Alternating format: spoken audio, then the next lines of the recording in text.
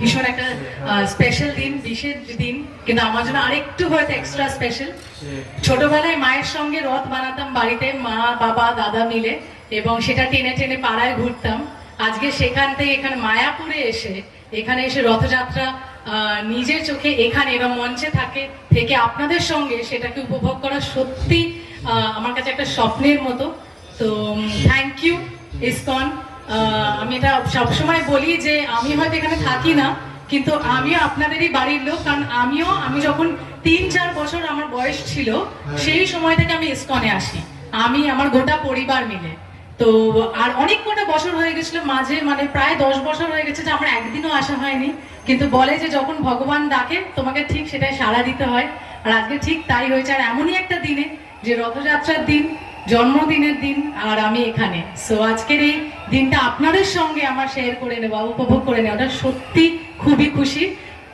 আজকের দিনটা অবশ্যই আপনাদের সকলের আনন্দে কাটুক, আজকে রথযাত্রার দিনটা খুব আনন্দে কাটুক, কিন্তু আজকের মতোই সারা বছরটা যাতে আপনাদের সকলে খুব আনন্দে, খুব ভালোভাবে কাটুক।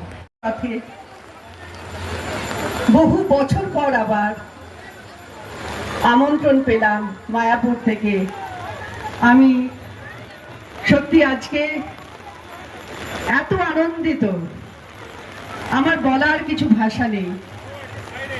আজ যে এই সুন্দর পুষ্প বৃষ্টি হচ্ছে তাতেই বোঝা যাচ্ছে মহাপ্রভু আশীর্বাদ করছে আমাদের সকলকে। তো আজকে একটু আগে এমপি সাহেব বলছিলেন জীবের, কারণ শ্রী চৈতন্য মহাপ্রভুর এই পুণ্যভূমিতে আজকে যারা জগন্নাথ, বলদেব এবং সুভদ্রা এই বিশেষ অনুষ্ঠানে আজকে এখানে সকলে উপবিষ্ট হয়েছেন পুণ্য লাভের আশায়, আমি সকলকে নদিয়া জেলা পরিষদের পক্ষ থেকে আন্তরিকভাবে শ্রদ্ধা এবং শুভেচ্ছা জানাই। এখানে personality and principle is personified through that festival of Ratha Yatra. এবং সেই অপ্রাকৃত দিব্য সেই উৎসব হচ্ছে এই রথযাত্রা, যার মাধ্যম দিয়ে আমরা এই সমস্ত সমস্যার সমাধান করতে পারি। So I'm praying and hoping that সারা বিশ্বের মানুষ আমরা যেন একত্রিত হতে পারি, শান্তিতে বসবাস করতে পারি এবং ভগবানের সেবায় নিজেদেরকে নিয়োজিত করতে পারি। I also wanted to take a minute to thank everybody for coming together and organizing and যারা এখানে উপস্থিত হয়েছেন অতিথিবর্গ তাদেরকে, এবং যারা সুন্দরভাবে এই অনুষ্ঠানটিকে, এই রথযাত্রা উৎসবটিকে পরিচালনা করছেন। And I pray that not only peace but the transcendental bliss of the chanting of ওনার পিছনে চলে যান, নাহলে আমরা দেখতে পাবো না তো। আপনাদের সবাইকে ধন্যবাদ, এত সুন্দরভাবে যাই আমি তুলতেই পাচ্ছি না।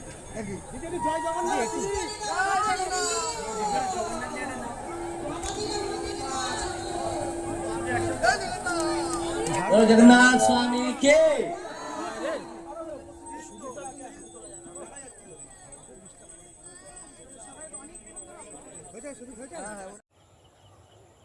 জয় জগন্নাথ।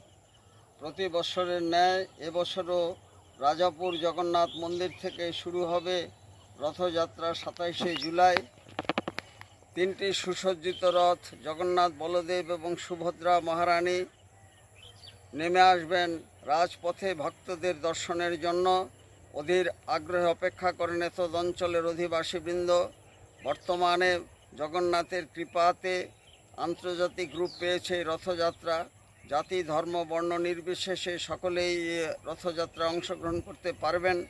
আর সমুদ্র হিমাচলে এই জগন্নাথ দেবের রথযাত্রা চলছে। ইস্কন রথযাত্রা গঙ্গাসাগর থেকে শুরু করে শিলিগুড়ি পর্যন্ত শতাধিক জায়গায় হচ্ছে।